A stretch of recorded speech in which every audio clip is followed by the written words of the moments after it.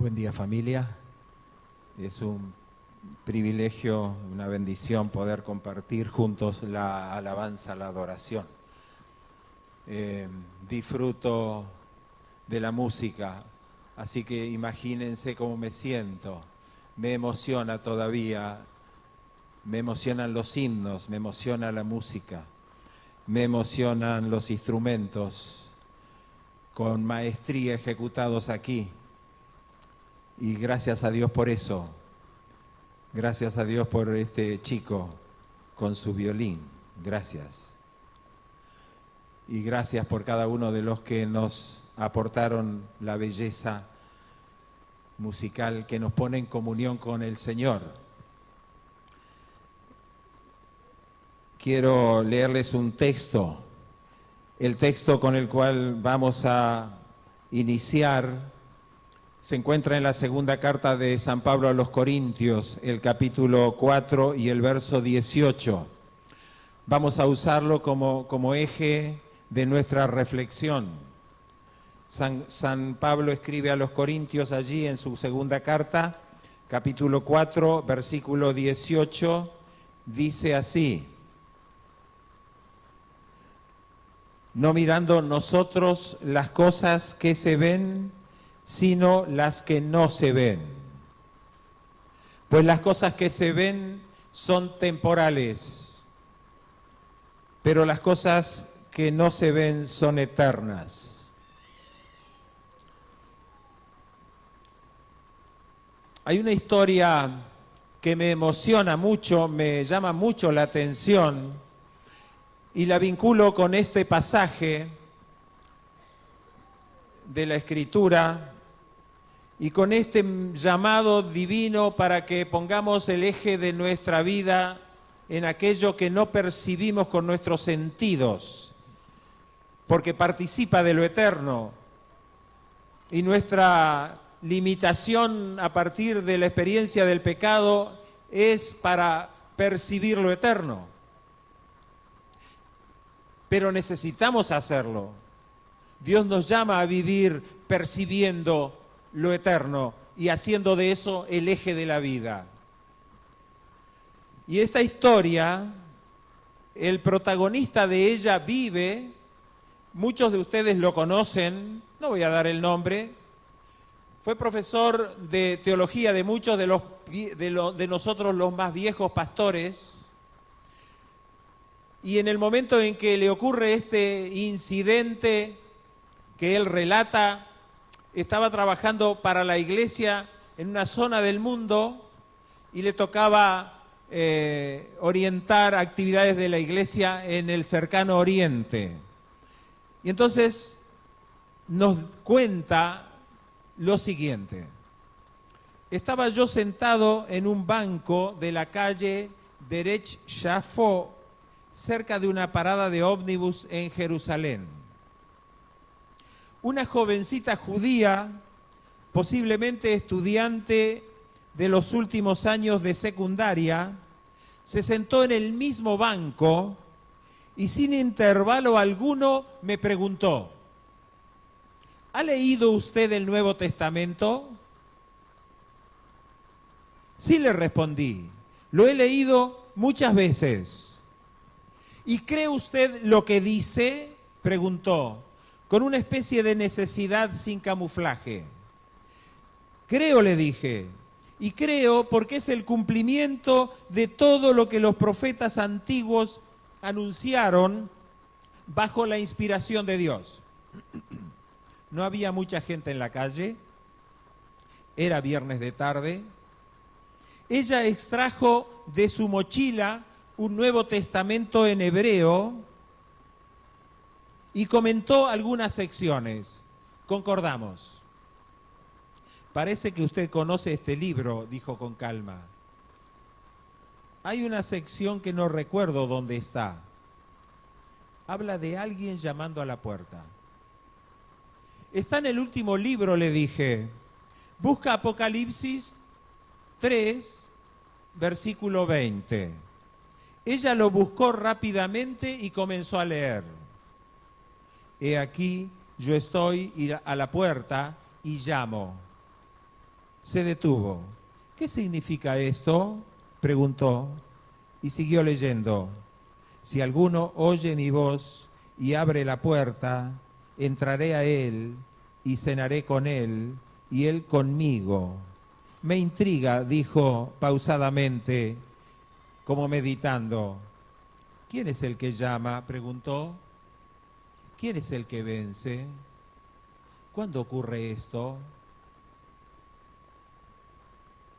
El Mesías, le dije con naturalidad, como si fuera algo que ella debía saber, y sabía.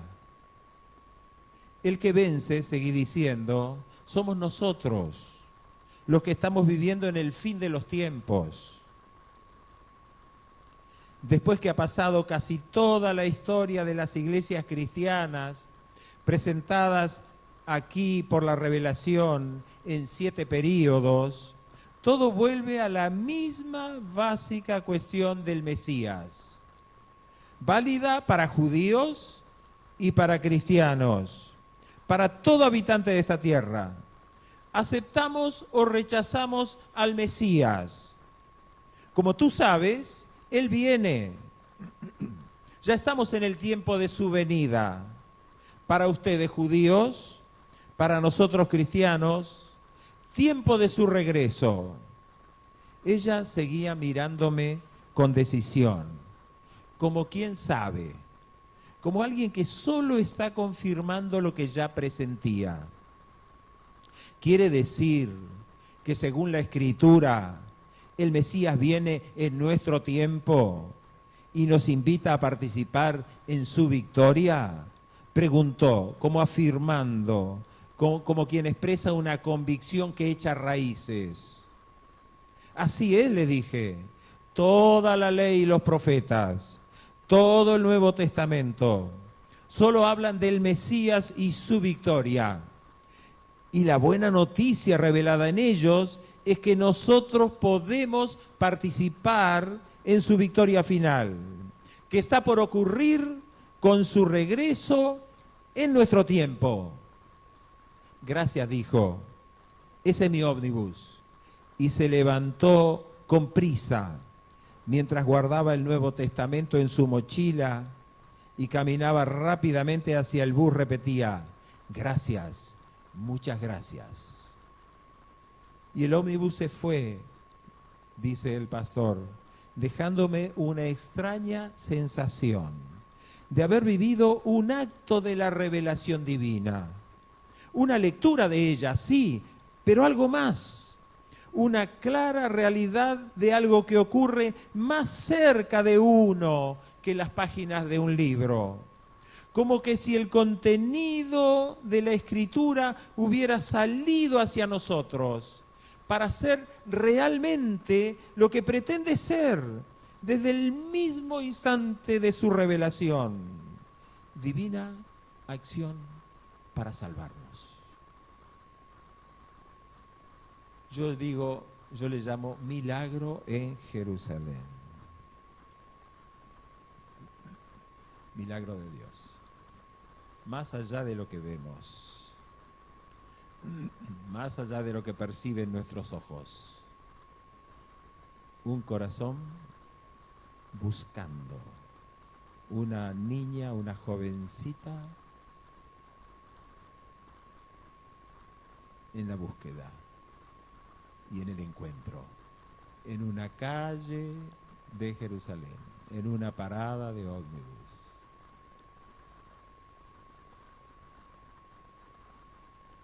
No mirando nosotros las cosas que se ven, sino las que no se ven. Nuestro texto está en el contexto del sufrimiento. San Pablo habla en el contexto del sufrimiento. Y el sufrimiento nos pone en tensión.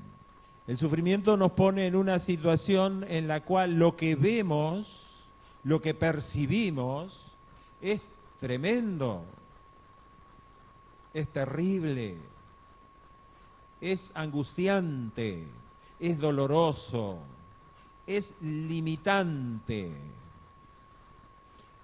Y aún en ese contexto, y justamente en ese contexto, tenemos que aprender esta experiencia de no hacer de lo que vemos el eje de la vida, el centro de nuestra atención. Lo que vemos, lo que percibimos, pareciera un contrasentido, no mirar lo que vemos, porque justamente Dios hizo nuestros sentidos para ver, en el caso de la vista, para percibir, en el caso de los otros sentidos, y para disfrutar de sus maravillas. Gracias a Dios por eso.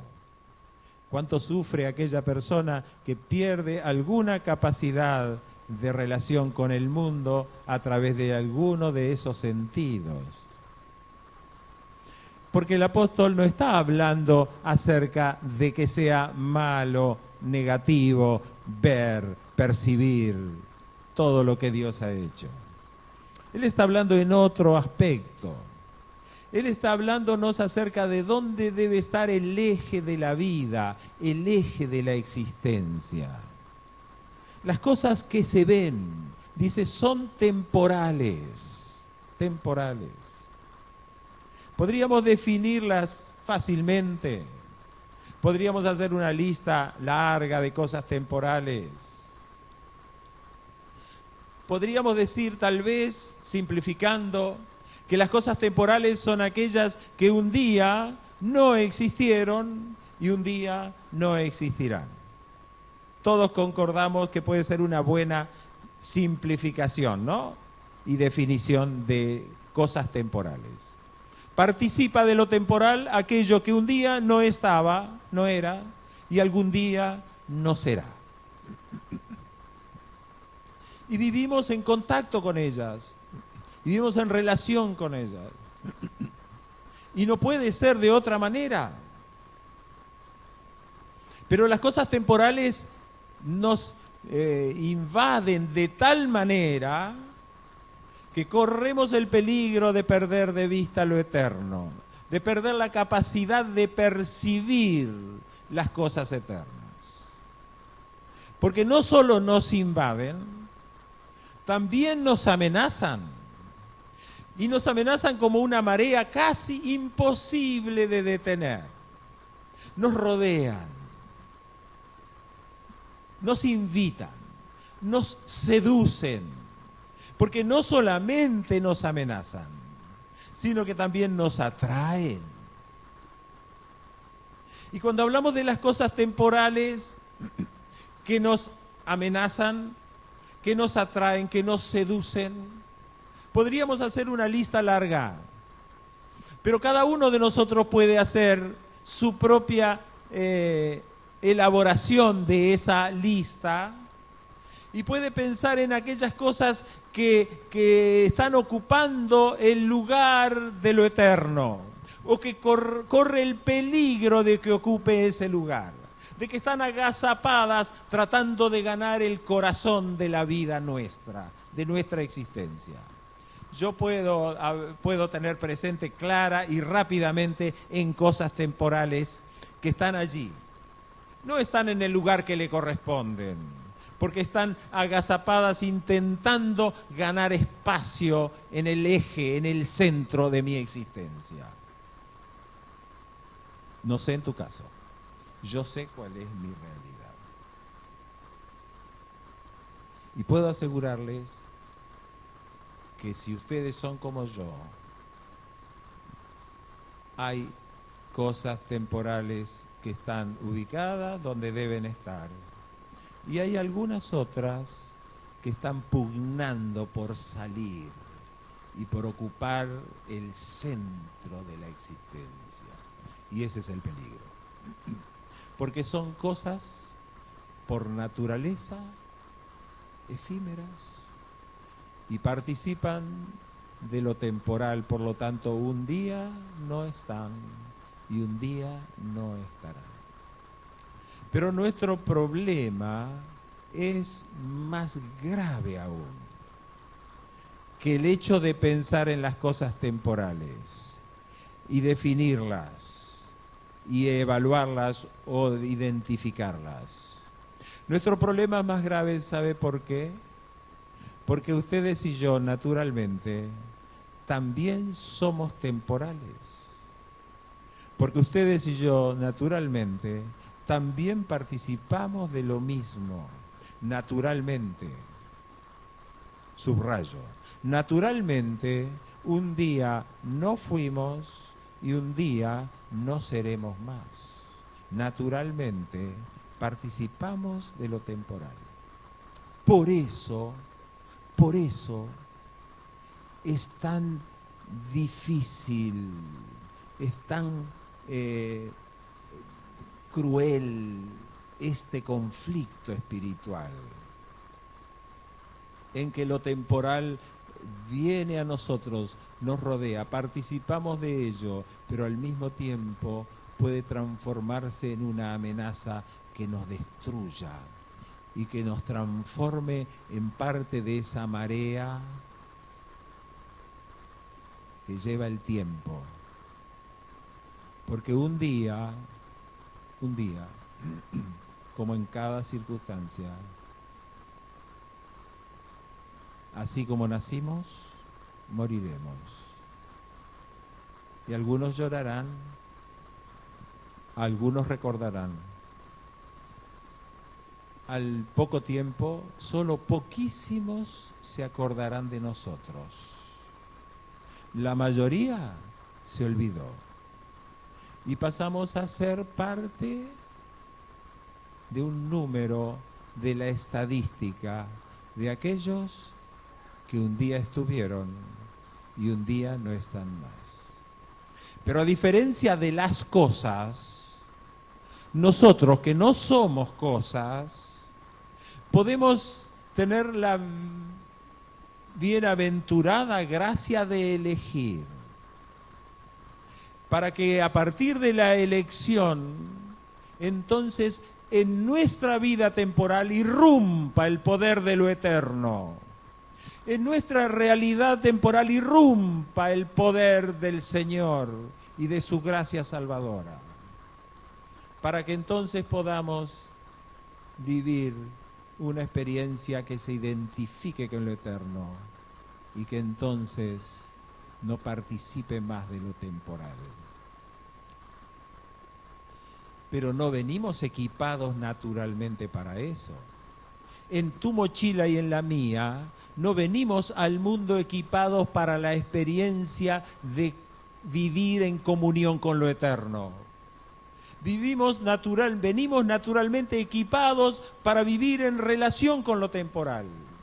De ahí que la experiencia de incorporar la eternidad en nuestra vida es una experiencia que necesitamos ejercerla y necesitamos desarrollarla y necesitamos aprender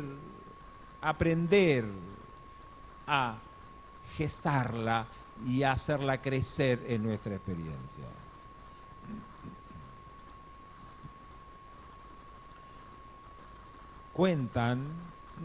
Cuenta la historia que un día un periodista muy importuno, un reportero con mucha importunidad, con mucha actitud un poco pesada, diríamos hoy, se acercó a Albert Einstein y le pidió que el sabio le describiera la teoría de la relatividad y le dijo además que no solo que le describiera la teoría de la relatividad, sino que lo hiciera de una manera breve, en pocas palabras, le dijo, y con sencillas palabras. ¿Se imaginan el cuadro, no? El reportero pidiéndole a Einstein que le redescribiera su teoría de la relatividad, le dijo en pocas y sencillas palabras. Einstein lo miró y le respondió así: un ciego le pidió a un hombre que le describiera el color blanco.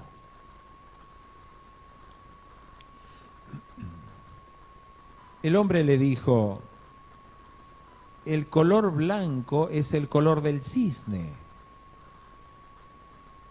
El ciego dijo, ¿y qué es un cisne? Y el hombre dijo, un cisne es un ave que tiene un pico encorvado. Y el ciego volvió a preguntar, ¿y cómo es lo encorvado? Y el hombre tomó el brazo del ciego y entonces lo estiró y le dijo, esto es lo recto. Después lo dobló y dijo, esto es lo encorvado. Y el ciego dijo, sí, gracias. Ahora sé lo que es el color blanco.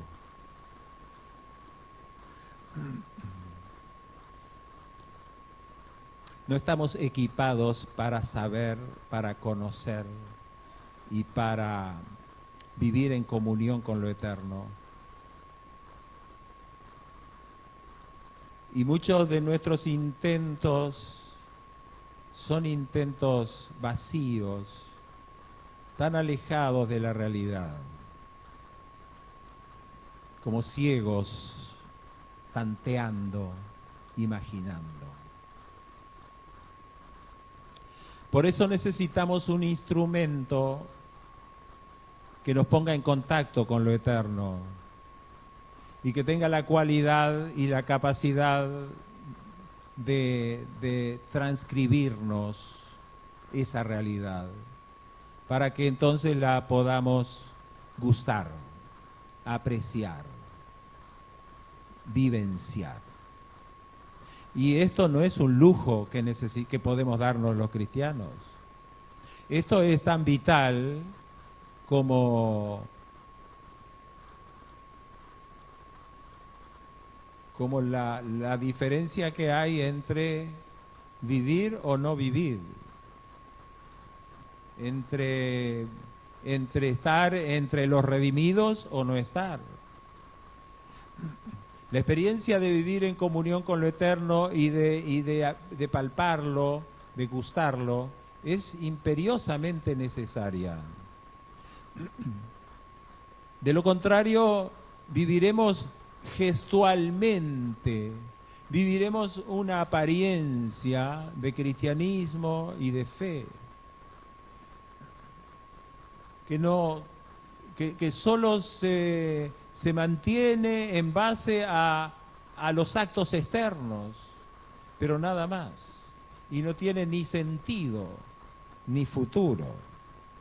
Y para describir el cómo, para ayudarnos la palabra de Dios a saber cómo hacemos entonces para que se realice esa experiencia de que vivamos atados a lo eterno, no miremos las cosas temporales que se ven, sino las que no se ven.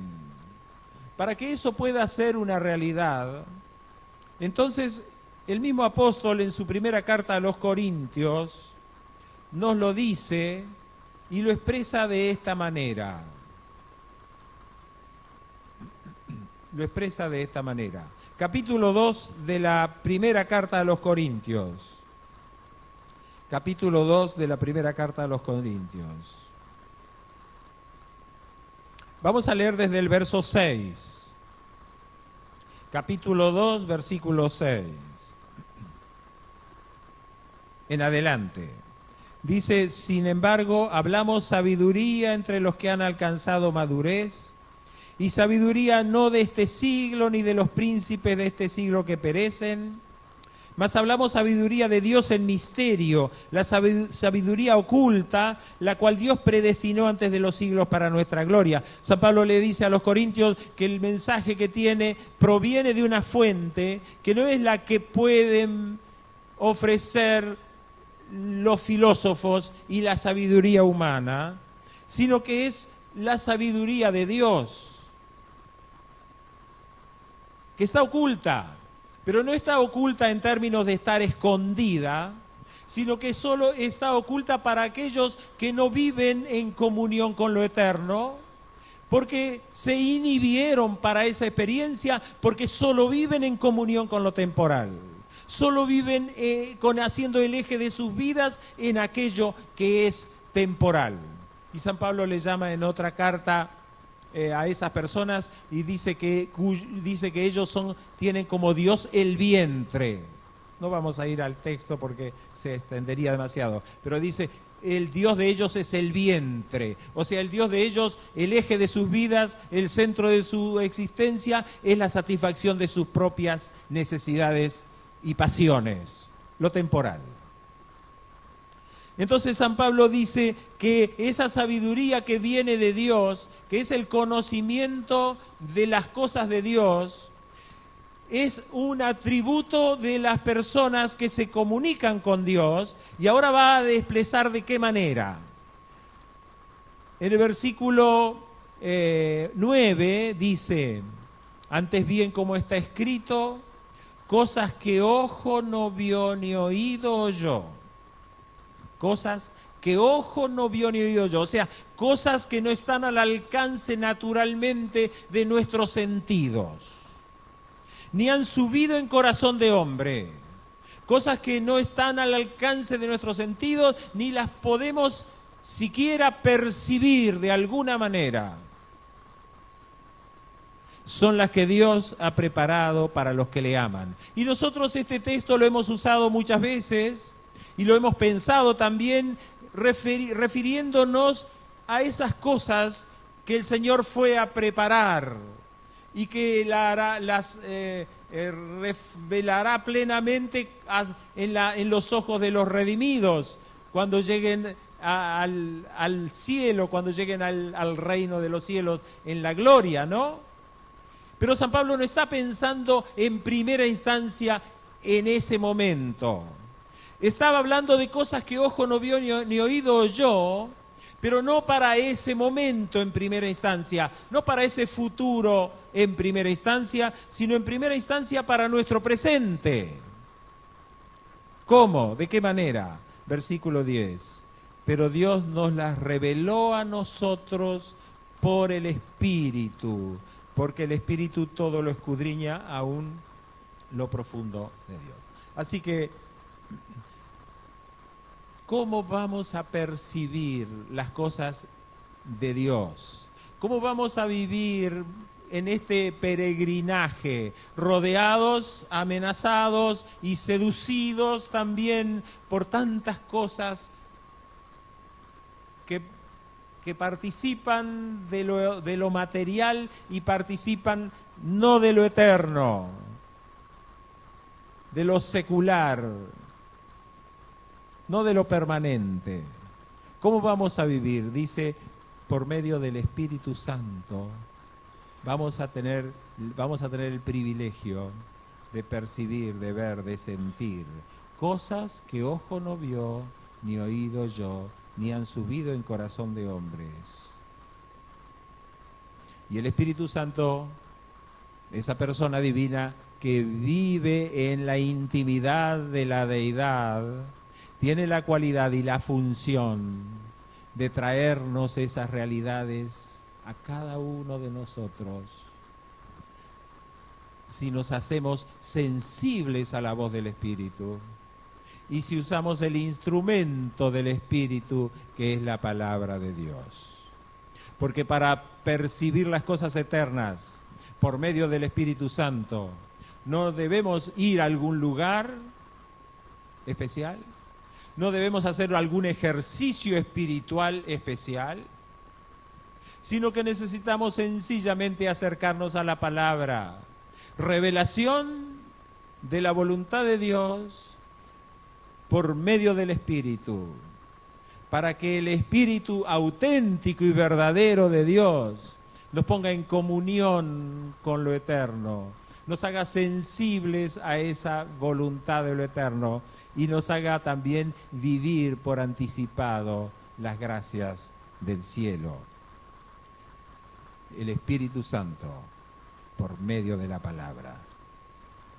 Porque hay muchos espíritus, pero solo el Espíritu Santo nos conduce a la palabra y la palabra al Espíritu Santo, para que nuestra comunión con las verdades eternas nos permitan vivir mirando no las cosas que se ven temporales, sino las que no se ven, que son eternas. Pero ¿saben? Esta experiencia tiene una dimensión testimonial también. ¿Qué vemos cuando vemos a alguien? ¿Qué sentimos cuando nos ponemos en contacto con una persona, nos amistamos con alguien o nos relacionamos con alguien? Podemos ver, podemos sentir muchas cosas, pero si somos sensibles a la voz del Espíritu, ¿saben qué vamos a ver y qué vamos a sentir? Que esa persona con la cual nos relacionamos es un candidato al cielo o es un compañero de viaje hacia el cielo. No importa que sea diferente a nosotros en algunos aspectos, no importa que tal vez no tengamos la afinidad suficiente en algunos aspectos, pero si es alguien que cree en el Señor, si es alguien que está viviendo auténticamente la fe, es un compañero de viaje. Y si es alguien que está desconociendo al Señor, es un candidato para el cielo. ¿Y cómo vinculamos este texto leído con eso que llamo la dimensión testimonial de nuestra experiencia de vivir como quienes miran lo eterno y no ponen sus ojos en lo temporal? Para eso les comparto una cita espectacular. Ustedes cuando la lea van a coincidir conmigo. Una cita genial de Elena de White. Una cita inspirada. Fíjense, dice así: muchos se sienten perplejos por la duda, cargados de flaquezas, débiles en la fe e incapaces de comprender lo invisible. ¿Me están siguiendo?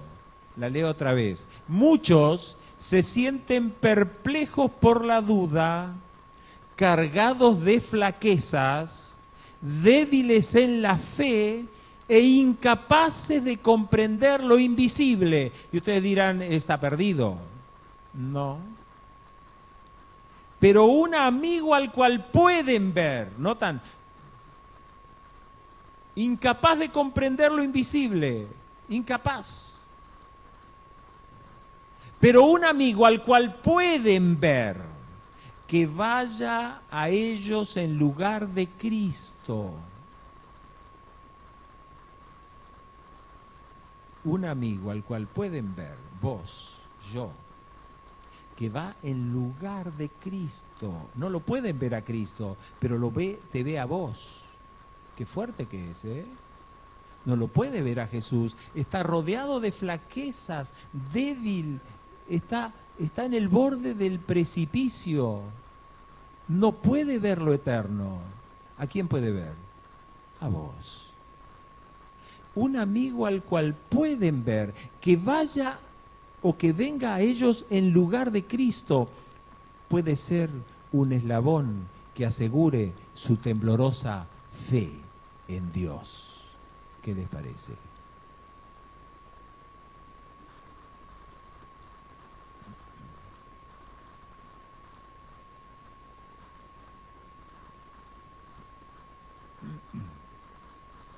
Tenemos que terminar.